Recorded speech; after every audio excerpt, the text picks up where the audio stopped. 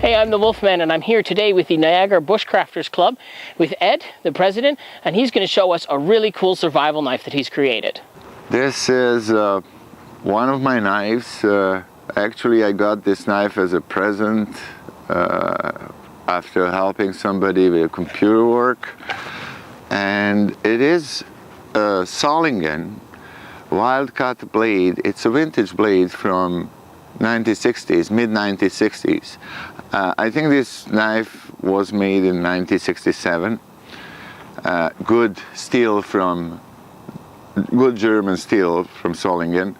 And I added a couple of things to it because the leather sheet that the knife came with was not good for the blade because there was no way the blade would drain, and also when you carry that sheet it can flip and the knife can fall out of it. So what I did, I went to the dollar store and I found one of those cheap saws for $1.50, and I tossed away the saw because it was not good, but the sheet on that thing was really good, and it has a drainage hole at the bottom, and I've set it up so that knife actually locks in here, it won't fall out. Also, the next thing I used the garden tool handle, and the spongy stuff here is what I've wrapped around the antler handle that was originally there, and it was not good for carving, could cause blisters.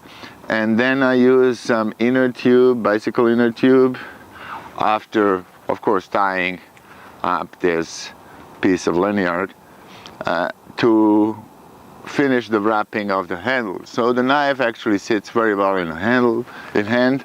It's good for carving tasks, and I keep it sharp. It's easy to keep it sharp using a simple tool such as this one, which is a diamond coated sharpening rod.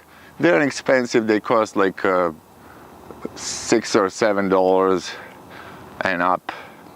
Another thing I added to it, of course, is a little bit of cordage.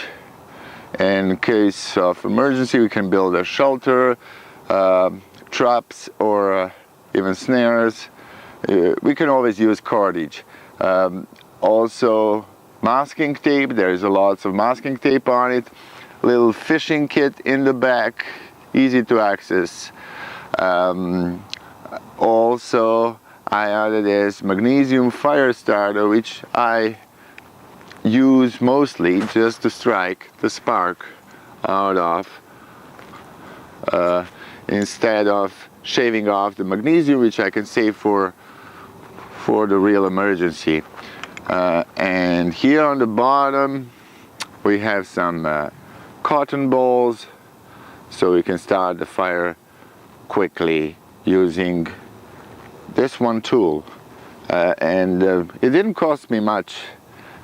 Most of the work is done using the inner tube, which is also, by the way, a great fire starter. It burns even in the rain when you need to.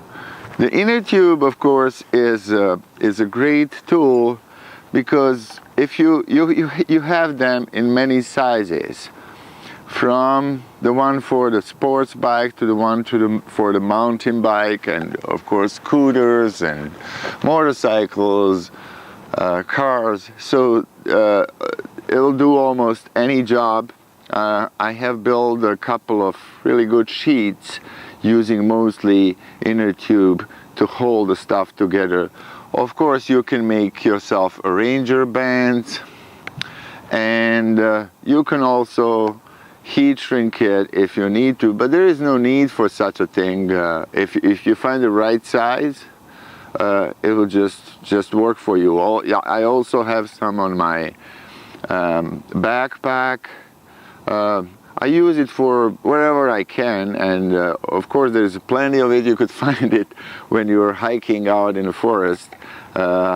or on the trail, people just leave it, people just toss it around and they replace the tire, which is sad, but it works for outdoors people because you have resources at hand. So it's readily available, and the limit is only your imagination, because you don't have to work it like you would any other material. As you see, it just wraps around the sheet without any problems. And so I also use jute twine for the fire starter, for the magnesium fire stick, because this is an excellent fire starter on its own. It's a natural material, and if I don't have anything else, I can start fire using just that.